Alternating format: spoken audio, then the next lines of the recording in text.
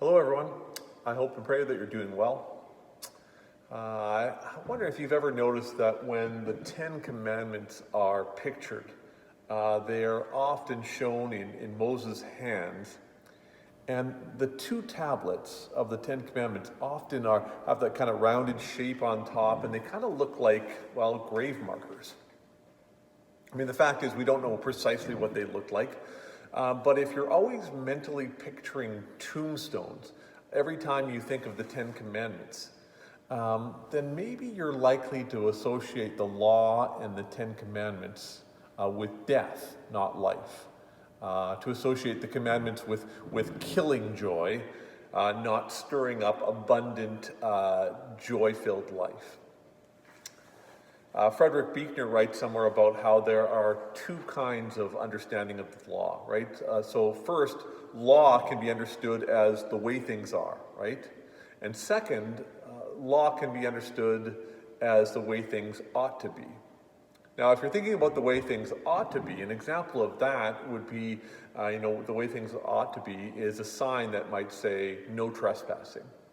But if you're thinking about the law as seeing the law as the way things are, maybe you connect that with something like the law of gravity. It's just the way things are. And God's law has been traditionally spelled out as the way things ought to be, right? That's often how we learn and even teach the law. This compendium of do's and don'ts, kind of understood as a way sometimes even to keep people in check. But what if God's law is better understood as the work of God in spelling out the way that things actually are? In 1 John 3, we read 8 simple words.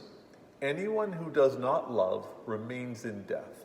Anyone who does not love remains in death. I mean, essentially, like it or not, that's the way things are. And to reiterate, the law isn't a tombstone. The law teaches us that there are ways of living that work, and there are ways of living that don't work. There are ways of living that work according to the design of God.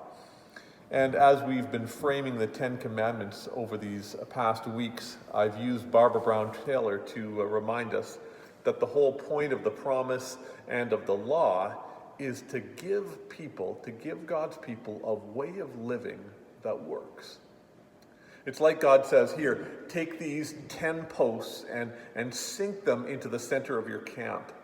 Hang a tent over them, and together you can survive the wilderness under this guidance. So we do well to pay attention to God's ways of living. Buechner again. He says, if you don't believe it, you can always put it to the test. Just the way that if you don't believe the law of gravity, you can always step out of a 10th story window. And then just to conclude, Matthew records this exchange.